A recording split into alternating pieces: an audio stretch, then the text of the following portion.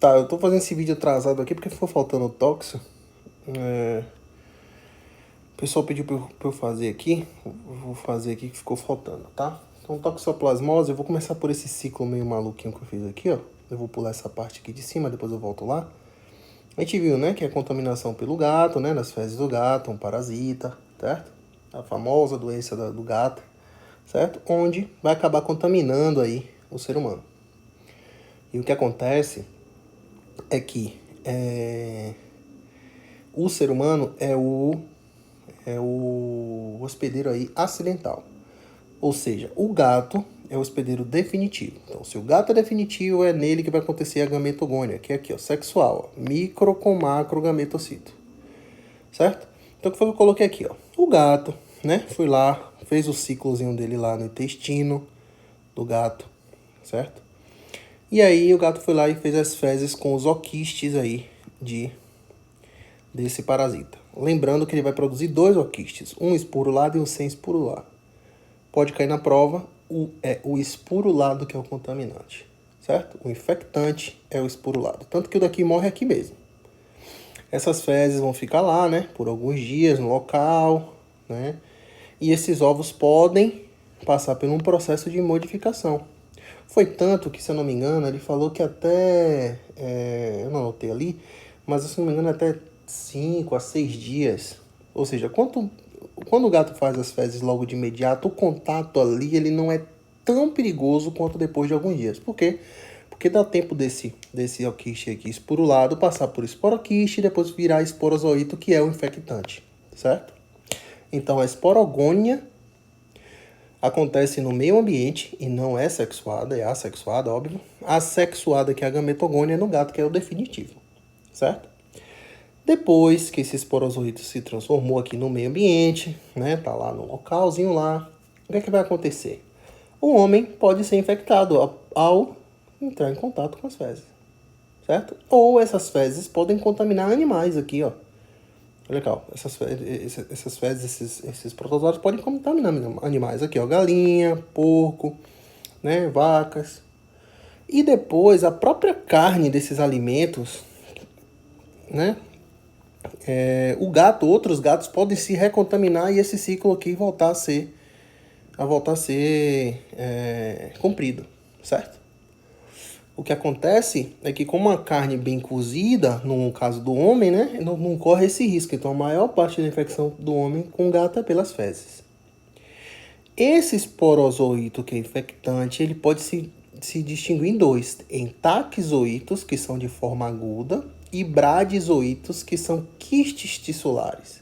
É esse kit, brad, o nome já diz, né? Bradicardia menor, taquicardia mais alta. Ou seja, o brad é o paradinho, que vai ficar lá no tissular.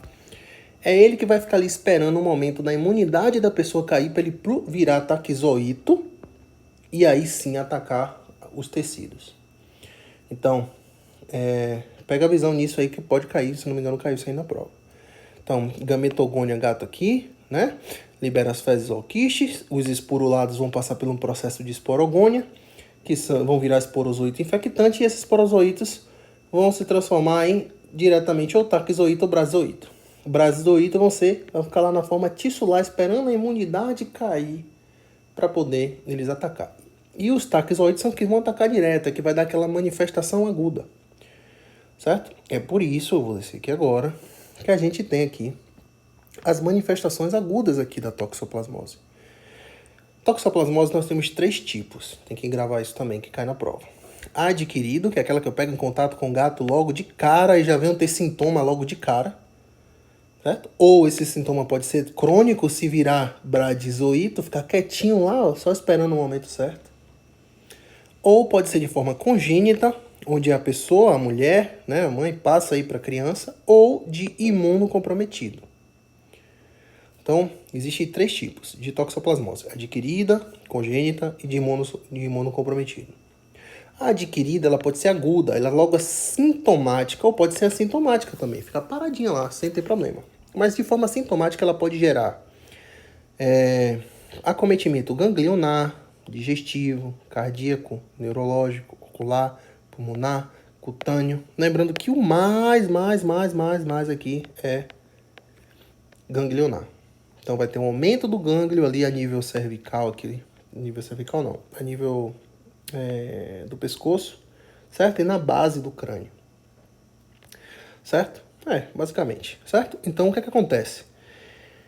Por isso que aqui estão as manifestações da forma adquirida. Ó, forma adquirida, ou também chamado de forma generalizada, ganglionar, afetando gânglios do coelho e da base do crânio, cardíaco com taquicardia, ocular com retinocoreoidites, pulmonar como pneumonite intersticial e aquele só cita acometimento digestivo, neurológico e cutâneo.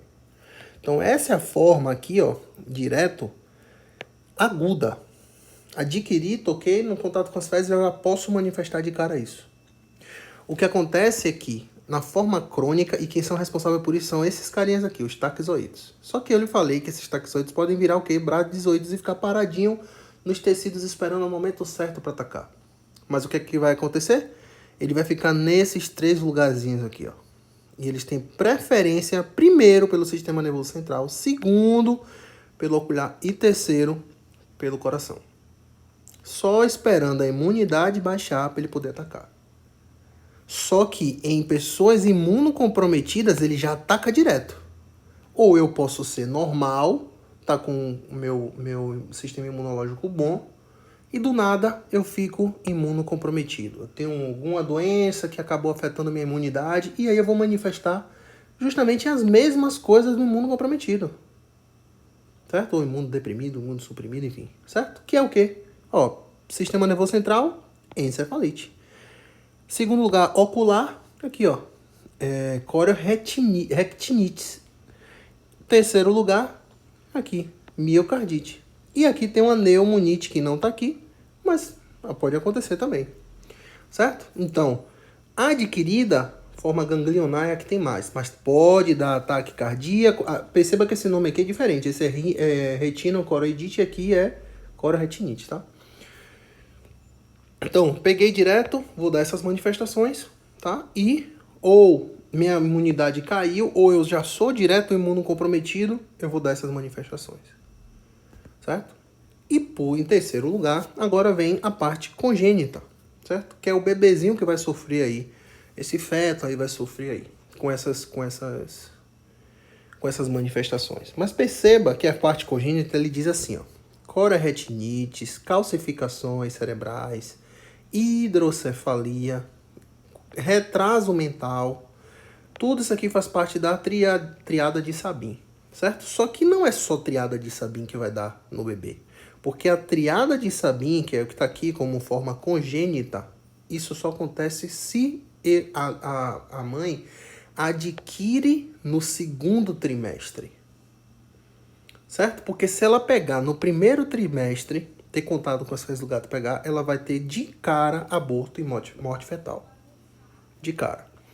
Porém, se ela pegar no terceiro trimestre, aí sim ela vai ter as manifestações do TORT, que é uma síndrome, que está aqui do lado, que cursa com infecções generalizadas, que é hepatoesplenomegalia, compromisso de outros órgãos como miocardite, pneumonia intersticial e icterícia.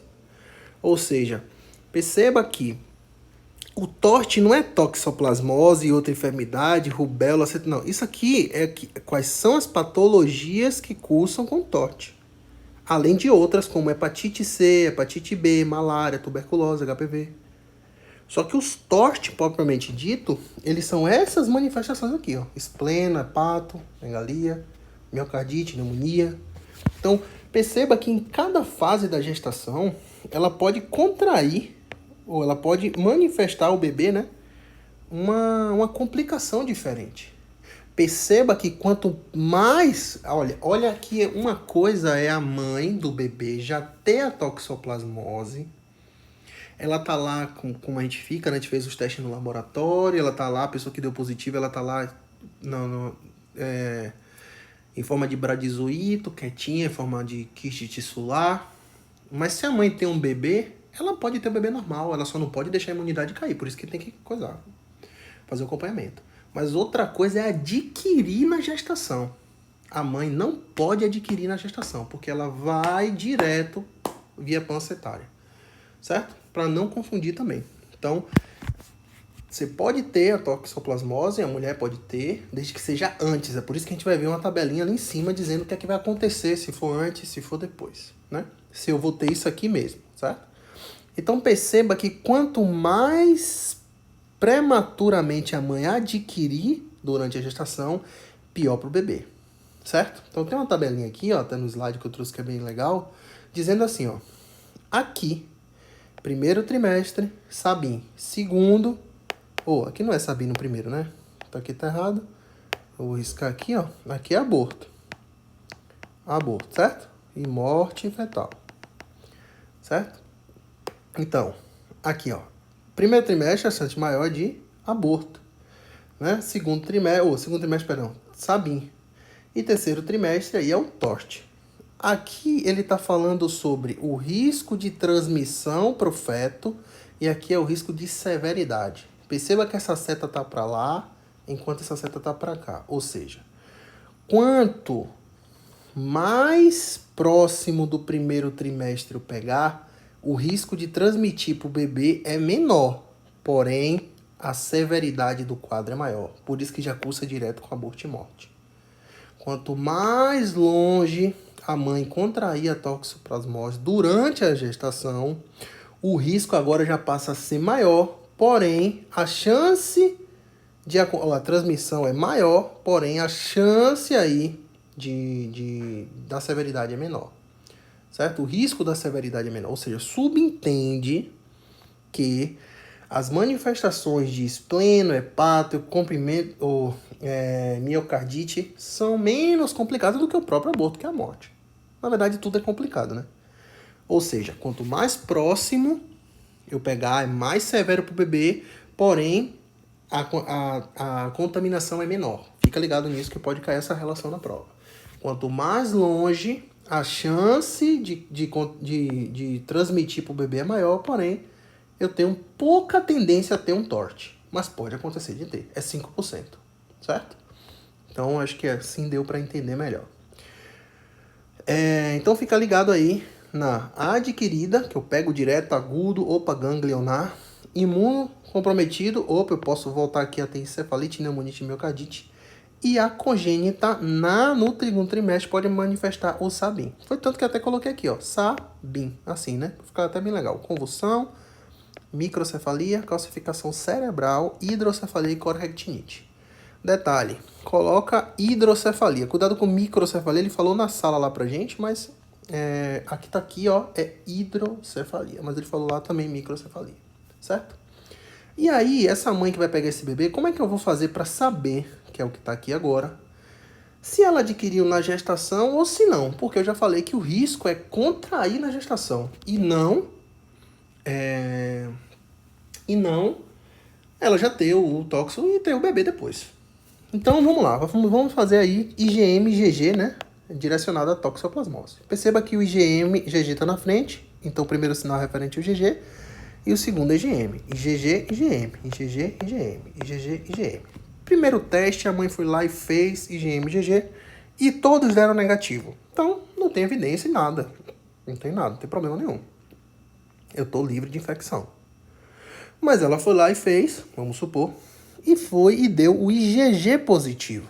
Lembrando que IgG é de fase crônica, já tem um tempo, e IgM é de fase aguda, certo? Ou seja, eu tenho lá um IgG que deu positivo, mas o IgM deu negativo. Eu falei, então peraí, já pode ter acontecido. Eu só tô com a titulação que chega depois, né? Porque primeiro eu acuso o IgM. Depois de um certo tempo que sobe o IgG. Começa a aparecer o IgG. E esse tempo para começar a aparecer esse IgG é de uns 15 dias. Mas o pico máximo eu não me recordo quanto tempo é. Eu creio que são 30 dias, parece. Não me recordo. Depois dá uma pesquisada aí, vou até saber isso, certo? Mas pra gente aqui o que a gente vai interessar é o 15, que é quando começa a aparecer. Ou seja, mas se ele já aqui deu IgG positivo e o IgM deu negativo, é uma coisa antiga, né? Mas que dia foi que essa mãe foi fazer lá o teste de tóxico?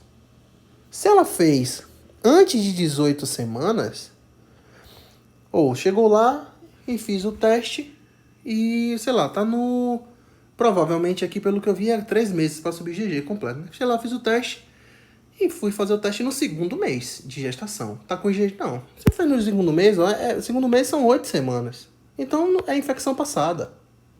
Menor de 18 semanas de IgG é infecção passada. Não tem como ser dentro. Certo? 18 semanas tá dando 4 meses e meio, mais ou menos. Certo? Mas a mãe foi lá e fez o teste depois de 18 semanas. Aí vai ficar difícil de saber se foi durante a gestação. E aí a gente vai ter que fazer aí uma pré-concepcional. Por quê? A gente sabe que toda gestação, quando a mãe engravidou, ela tem que fazer logo de cara o pré-natal. E tem lá toxoplasmose para poder fazer. Os testes que são específicos. O que acontece é que 18 semanas, se essa pessoa chegou hoje agora no consultório e mais de 18 semanas fez esse teste, como é que a gente vai saber se pegou na gestação ou não? Se 18 semanas a criança já está com quase 5 meses na barriga da mãe. Como é que vai saber? O que é que vai ter que fazer? Aqui, ó. Tem que fazer aí pré-concepcional. Avaliar e acompanhando aí esse processo. Certo? E se for menor de 18 semanas, aí com certeza foi infecção passada. Certo? O próximo é o oposto. É dar o IgG negativo, mas o GM deu agudo agora. Você fala, eita, peraí, deu agudo o GM. E agora? Tá com tóxico? Calma. A gente vai ter que esperar 15 dias, olha o que eu falei, que espera 15 dias para ver se aparece IgG positivo. Ou seja, a gente tem 15 dias para esse GM, que chega depois, começar para apresentar a titulação. Aí sim ela foi, sim, é um índice de alto risco de infecção, a mãe contraiu com certeza aí na gestação. Porque se ele continuar negativo depois de 15 dias, aí não tem relevância clínica, esse GM aí tá batendo positivo, eu não sei por quê. É alguma outra coisa que tá chocando aí, então não tem problema. Certo? Então, aqui já começou a primeira situação em que a mãe pegou na gestação. Quando ela faz IgM-IgG, que dá o IgM positivo com IgG negativo, a gente espera 15 dias, faz de novo, positivou o IgM, adquiriu na gestação. Tem que tomar cuidado porque a chance de contrair é muito grande. Certo? Ou a chance de passar pro bebê é muito grande, de acordo com aquela tabela que eu falei lá. E a outra situação é dar de cara os 2 positivos, pô. Deu de cara, fui lá, fiz o teste, deu de cara os 2 positivos. O que é que vai acontecer? Eu vou ter que fazer aí um teste de avidez. Se a avidez der baixa, não é alta, é baixa, aí sim foi durante o embaraço, certo? Mas se ela der a alta avidez, aí sim é uma infecção de fase crônica, é uma coisa antiga, algo antigo, onde o IgM ainda está lá positivando lá, não sei porquê, certo? Então, cuidado para não confundir, porque a pessoa pensa, não, deu os 12 positivos, vou fazer o teste de avidez, o que se deu alto é grande, não, é o contrário, tá? É baixa avidez e risco de infecção. Então pode cair, essa tabelinha caiu na minha prova, para explicar, pelo menos, se eu não me engano, foi as 2 situações onde dá positivo, então eu coloquei lá onde IgM e IgG dá negativo, com IgM positivo, espero 15 dias se positivo, ok. E eu fiz onde deu direto IgM e IgG, fiz o teste de avidez, deu baixa, risco de infecção. Tá? Ou ele pode cobrar uma tabelinha toda para você fazer assim. Explique as possíveis situações onde o IgM e IgG dá. Então você vai lá. Negativo, negativo, não dá nada. Positivo IgG com IgM negativo. Se for menor que 18 semanas, não tem risco. Se for maior, acompanhar. Certo? E as outras duas que eu acabei de explicar. A princípio é só isso aí de tox. Valeu, tamo junto.